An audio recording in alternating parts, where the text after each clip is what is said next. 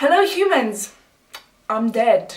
Today I'm coming to you with a book review of a very special book, which was a very anticipated read of 2017 for me. Lord of Shadows by Cassandra Clare. As you can see, today I'm dressed in white because that is the colour of mourning for shadow hunters. And my lips are as red as blood because that was shed a lot in this book too.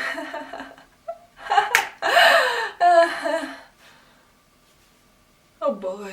So, first I'm going to give you a bit of a spoiler-free review, and then I'm going to get into the spoilers. This book is the second book of The Dark Artificers, which is a spin-off? I don't know. It's a spin-off from The Mortal Instruments, happens 5 years after The Mortal Instruments happened. And the first one was Lady Midnight, which I loved, and yeah. This one's Lord of Shadows, and the next book comes out in 2 years, and it's called Queen of Air and Darkness 2019. I'm going to be 19. Never mind. Hands down, this is the best book Cassandra Clare has ever written. And I'm not saying this because I'm still on a high, but because this book had so many important themes. Sun, can you come out? I don't want this entire video to go light and dark all the time, thank you. It had a lot of political themes. Political themes meaning things we have to deal with right now. Like, they're super up to date. Let's just say Cassandra Clare shamelessly throws shade at the United States and Trump and his followers. And she does it in a very good way, which makes you realise that sadly, first of all, history repeats itself. Second of all, people are stupid. Third of all, they are actually like this. Like, she doesn't exaggerate. She portrays people like they actually are. And that's just the saddest thing about it. And I'm going to go to more detail later on. She also has quite a diversity regarding sexuality. She brings a lot of diversity again up in this book. Like, Cassandra Clare was never one to only write about heterosexual characters. She always had this diversity, but she goes on to new levels in this one, which I think is really good. And we get to see a bit more of this. And she also deals a bit with the topic of gender orientation, which is really good. Like, I have never read a book regarding gender orientation before, and I think that is so important, and I'm so thankful that she did that. And she also again cuts on the topics of love, for friendship, for family, and for like the romantic type of love, so basically eros and agape and all of these. And she brings a lot of more different POVs in this book. While Lady Midnight was mainly about Emma and Julian, this book is really about all of the Blackthorn children, which was really a great thing for me to see because I've really grown to love them even more. I loved them already in the first book. I really love them now. And another thing is that the setting is not always the same. Like in Lady Midnight, you were mainly in the LA Institute and in Los Angeles. But in this book, Cassandra Clare goes to so many different places, and I'm going to get to that later on because I don't want to spoil anything. You really see relationships evolve. I really love the insight into different characters, and yeah, Cassandra Clare did a really good job with this book. This was such an emotional ride, and it's really full of action. It's never getting boring, especially because it has so many different topics which she talks about. So read it, really please. And she has a new poem which she based which she named the chapters around, and I really love it because it's once again from Edgar Allan Poe, and Edgar writes amazing poems. I love his poems. I guess that was all that I could really say to the non-spoilery part, so now I'm getting into spoilers because I cannot just make a spoiler-free review because shit, there's too much happening and I need to talk about it in detail. So yeah, if you want to read this book, which you totally should because it's really important, then you should leave this video now because please don't spoil yourself. Like, I don't even get why people do that, but never mind. Just go read it. Bye! Where do we start? Where do we start with the spoilers? And by the way, I thought Lady Midnight's ending was bad. So here I'm just going to show you some Snapchats which I made of my reactions, and it's going to be a bit all over the place, and then I'll come back and start talking about the people and the relations and the topics, so enjoy! I'm 9 pages in. 9. 9 pages, Cassandra. 9 and you already torture me. It's 18 pages and I already want to jump out of the window and cry and scream and... Here I was thinking Cassandra Clare would let her past characters have a happily ever after, but no. So yeah, my first impressions on Zara is that I absolutely hate her. Please get her out of the story, thank you. So yeah, I was just here enjoying the pain, and then one part of my OTP just decides to kiss the sister, and I was like, what? I'm totally team Kit and Ty, and then like this like Livy thing happened, and I was just like, I thought he was gay.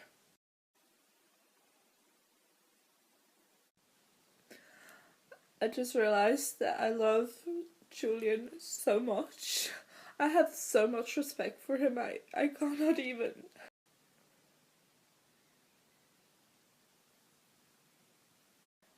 I've just read that Zara lives in the institute in Zurich. Like, no, that's my home, go away, please, thank you. The scene where Livy tells Jules that she wants to be like him is so cute and it's so beautiful. I think I'm going to cry.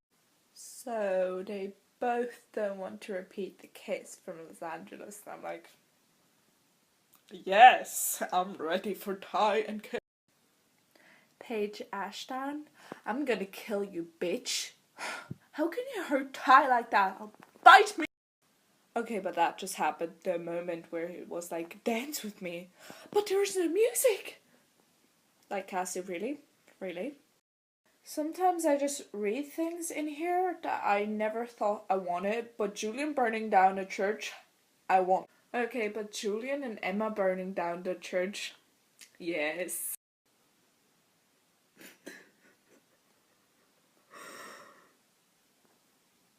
You know, I really thought that what we learned in the Lady Midnight was bad, but you know, when you get additional information, it doesn't get better.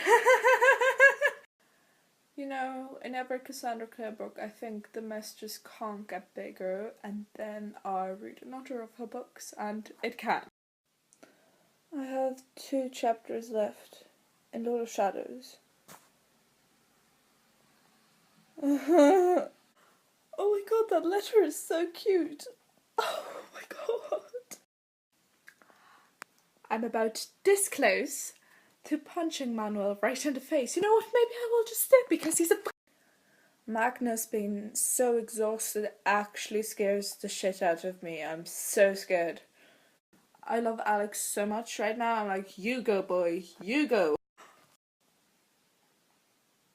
How strong is the curse that Cortana could shatter the mortal sword? Oh my god! Hi.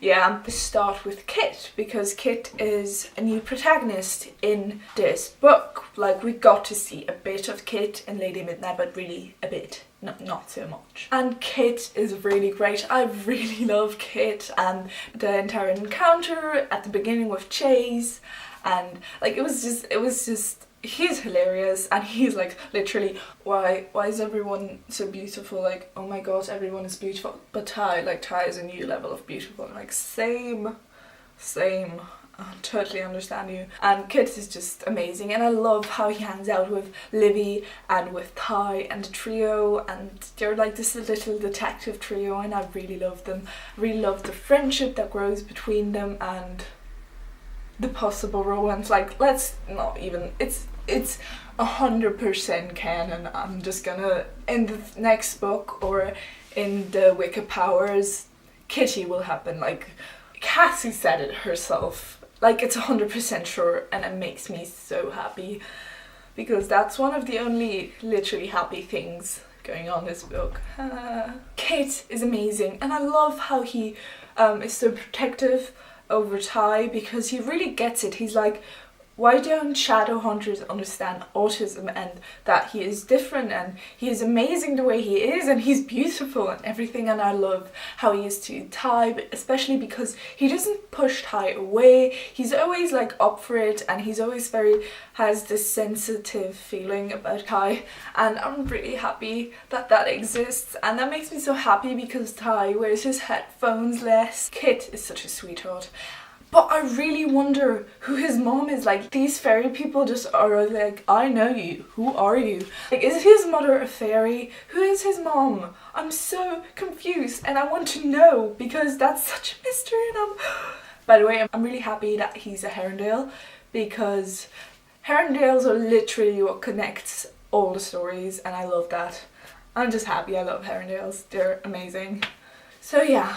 Let's just, when we stay with Kitty, let's just move on to Ty, because Ty is my baby and he's so cute and so amazing, and I really love that Cassie also brought that up. Like, oh, I forgot to mention that in the beginning, but Cassie also treats mental issues in this book, like for example autism, and in Lady Midnight she had Arthur, which had some kind of post-traumatic stress disorder or something, like really a deep-lying trauma, and Ty is this autistic kid, and I really love that we bring him into the story, especially how he is different from other people, and I like the fact that Cassandra Clare also made him visually different. It was so interesting to see how she described the way he sees the world, like when he just mutters these words or when he just stares at things, and how he never really can create eye contact with people. I thought that was so interesting, and I really loved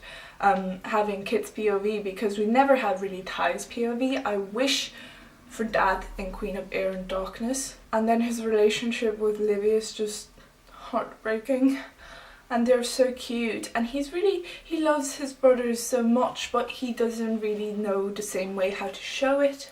And like, he brought Julian a present, and the way he described Julian in his letter to Annabelle was just heartbreaking, and he's amazing, and I really love him, and I feel so protective over him, and I really wish to see his point of view in the next book, because I'm really interested to really see out of his perspective, not just Kit describing his perspective. So that's one of my wishes for Queen of Air and Darkness. And yeah, I'll just skip Libby and come back to her at the end because she's a huge topic. I really like that we got to see more of Drew, because I think Drew is also very important because she brings that aspect of physical difference into the game, because she is not this really skinny girl. Like, every female shadow hunter is just automatically skinny and absolutely beautiful, and just everyone stares at them, and she is beautiful, but she is not skinny. She has a bit more curves and a more grown-up body as well, which is why she's thought to be 17 and not 13. And I think that is so important, and the way that, my god, her grand-aunt is such a bitch for calling her fat all the time. She's so important, and I really like that we got to see more of her, because I never really had that much of a feeling for her, but now we got to see her, and that she really wants a bit more attention too, because Julian is busy with so much. I love him, by the way. Emma as well, and now the twins have this new friend, and she's just there to babysit Tavy. She deserves more attention, to be honest, and I'm really happy that she got that from Jamie a bit in this book, and I'm so glad that Cassie didn't really make them a thing, because that would have been a bit creepy, as he is like 17 or something and she's 13, so I kind of already low-key ship her with this guy that we saw for literally half a page when she portrayed herself into fairy or whatever the fuck happened there, and she saw this guy, and I don't even know how he's called, and everyone is talking about that he is the son of Jonathan and the Celia Queen, and I'm like a bit mind blown, and I really low-key shipped them. Yeah. Well, we get to see more of her because she and Kit and Ty are the protagonists of the Wicked Powers, which really made me happy, especially because that means that they won't die in the next book. which I'm low-key happy about. Okay, and then let's just go to, oh my god, every The Mortal Instruments character. I'm so happy that we got to see the Mortal Instruments characters again. I'm like, that was so cute, like Malik and their children.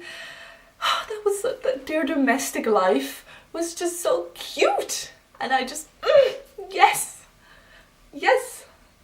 And also that we got to see a bit of Clary and Jace, but I'm scared as fuck. First of all, about Magnus, because all the warlocks are just really weak at the moment, and I'm so scared that he is going to die in the next book, and I'm like, nope, nope, nope, nope, nope, nope, nope, because that will also mean that Tessa dies.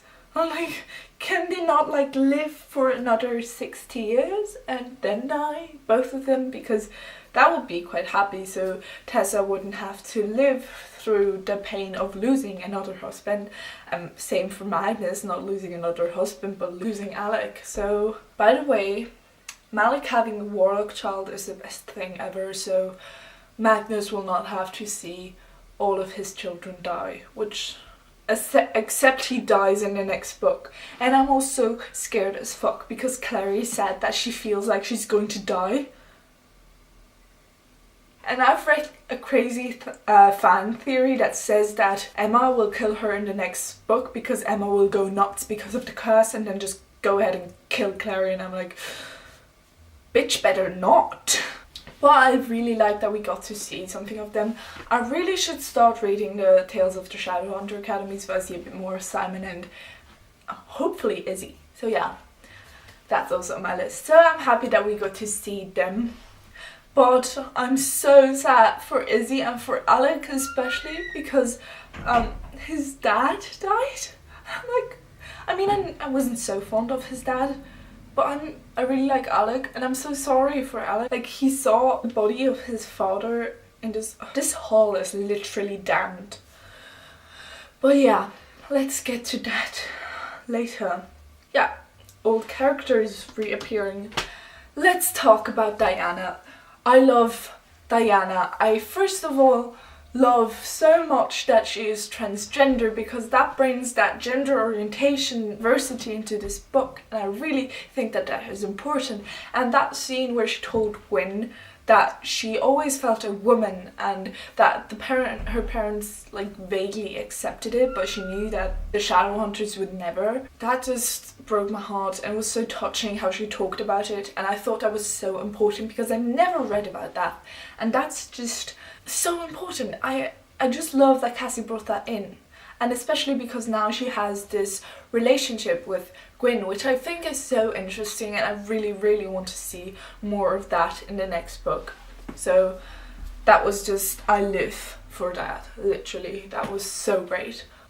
Let's talk about Julian and Emma. Oh boy. First of all, I absolutely adore Julian. Like, you can tell me however much he scares Emma and that he is bad because he wants to burn down the world for his family, but no, I love him so much because I have the greatest respect in the world for Julian, because when he was 12 years old, he had to take care of 4 children alone and run the institute alone, and that all at the age of 12. He was a child, and he grew up with so much responsibility, and he had to keep himself in control for the children. He had to be a parent at the age of 12, which is just, that's not possible. I cannot imagine doing that. I have so much.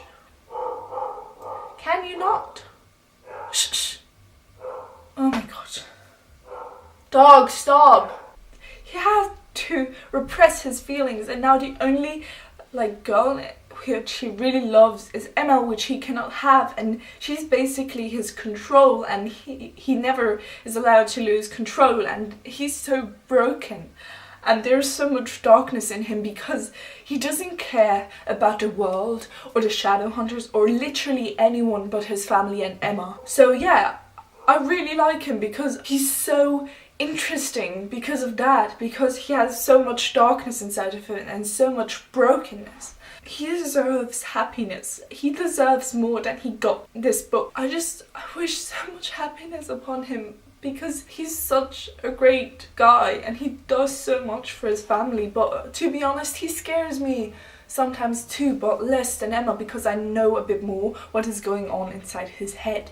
I kind of really low-key like the aspect that he's able to control his feelings and that he can literally convince anyone. I love Julian. I want to protect him at all costs as well. And then Emma is super kick-ass and super witty, and I love her so much. I really liked when they were in Cornwall. Especially what I really liked about this book was the domestic life they had there. That was just so cute, and that was everything I wish for them. Don't get me wrong, I mean, I'm all for Gemma passion and these desperate kisses and everything. I'm really up for that. I can give you a slow reaction to that one Cornwall scene. Yeah. At the same time, I'm scared as fuck, because I kind of have the feeling that in the next book they're going to die. I don't know why, but either one of them is going to die, or both of them. I see so much pain coming in Queen of Air and Darkness. I see no happiness whatsoever, just a lot of pain. And I'm so scared because of what happened to Livy. I kind of think that both of them will either go mad because of the curse, or that Julian will break every Parvati bond ever, which are both very scary things, because Robert died and he could have helped them, but he's dead now. But yeah, more to that later. I really liked the moment where they were just talking about their feelings for each other finally, and they deserve all the happiness in the world. Let's just... Christina, Mark and Kieran. Oh my god. I see a fairy threesome happening in the next book. I'm not even kidding. It was kind of weird, but also interesting. I don't quite know how to feel about that, but I really love Christina. Like, she's just so pure and so kind, and I just love her. She deserves the world as well. I really also like, as I mentioned before, the political themes with the cohort. Like, Zara is so much of a bitch, I want to punch her in the face because she annoys the fuck out of me. Because she is like every racist ever. She's basically like all the Trump supporters going, yeah, like, the Downworlders are the biggest shit. We are the pure race. We should go back to the glorious times of the clave. Basically, when no Downworlder had any rights and when you could just kill them whenever you wanted to. Basically, United States, a couple of 100 years ago, when you could have slaves and just do whatever they wanted. The cohort is basically the Trump supporters of America, and I wasn't even joking when I said that they are portrayed so accurately. The entire hate, the thing with the signs that they held up during the council thing, that's literally how the people are. Casually went on talking for like 10 minutes and realised my camera was off. Yeah, I was talking about how the cohort is a bunch of bitches and I hate Zara and I'm afraid that her father is going to be the next Inquisitor and, like, kill me. They make me so angry.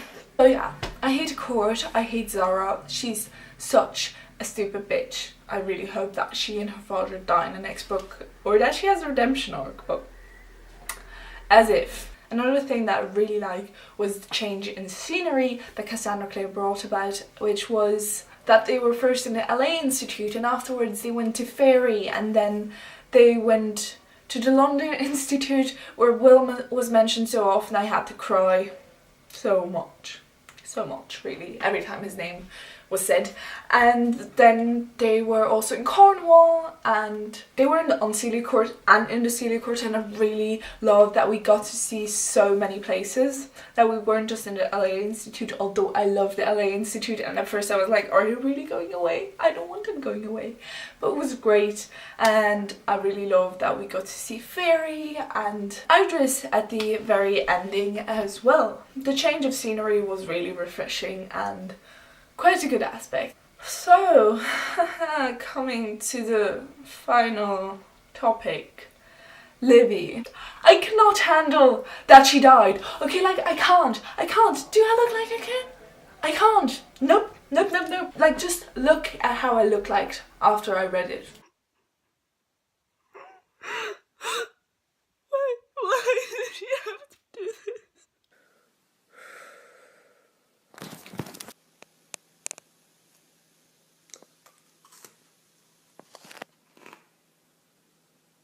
And that went on for a half an hour, and then I had to take 2 hours to calm myself down, which didn't really go so well, considering the fact that I was on Tumblr after I finished, and I was like, there were so many funny things that just cheered me up. But then once in a while, I just went from something really funny to, oh my god, I was so sad that Livy died because she had figured her entire life out and she knew that she wanted to help people and run an institute, and she and Ty were finally going to be Parvati and she had such a bright future and everything, and then she just died. I hate that. She knew what she was going to do with herself, and then she just died in the last 3 pages because Annabelle stabbed her with a broken mortal sword. Just by the way, how did Cortana manage to kill one of these fairy hunters and shatter the mortal sword? I'm like, is that curse that strong or was that something else? But going back, Livy, like, she didn't deserve to die. I just couldn't handle it. And Julian holding her and calling her baby girl and like, I'm Jules, I'm here for you, I'm always here for you. Just wake up, and just stroking her hair and making these unhuman sounds. It destroyed me. Julian is going so dark in the next book. He's going like black hole kind of dark, really. I bet my ass that he is going to murder someone, like a shadow hunter or something. He is freaking going to kill people. And he, like, probably someone of the cohort, he's probably going to kill Sarah or her father, and that creates a new mess. And either he goes insanely mad also because of the curse, or he's going to freaking break every Parvati bond ever be, so he at least can have Emma, if nothing else. My poor baby, he's going to be in so much pain in the next book. And Ty's going to be in so much pain as well. Ty felt Livy die and he clutched his chest and then he blacked out. Ty has never in his entire life spent a day apart from Livy, and now he's going to have to spend the rest of his life without her. No! And her last words were, Ty, I'm like, what did she want to say? Ty, I love you, Ty, I'm sorry, Ty, what? I'm not okay. I'm not okay. That killed me so much. I see so much pain coming in the next book because of Livy's death. There's just, the entire family is going to be a mess, and Julian tried so hard to keep it together, but now he's going to be in pieces. He's going to be more broken than ever, and I see nothing good coming out of this. This is just going to create more and more and more pain until there's just only pain, no happiness. That's how I imagine Queen of Alien Darkness is going to be, like, pure pain. Kit doesn't even fucking know. And also Alex seeing his father die, and Magnus almost dying, and that in a bloody hall, like in that fucking bloody hall where they lost already so much. And I kind of had decently a hope that Cassie will bring Livy back in the next book, but that was shattered when she told that the protagonists of the Wicked Powers will be Kit, Ty and Drew, not Livy. I kind of have a really small hope that they will bring her back in the Wicked Powers. But, you know, when Cassie kills children, she leaves them dead, as we can see with Max Lightwood, so I'm basically dead right now. But yeah, anyways, just don't read the last chapter of Lord of Shadows and you're going to have a happy 2 years. Yeah. But anyways, thank you for watching, and atque in perpetuum frater abeatque vale. Bye. I've been waiting on this side. I miss you.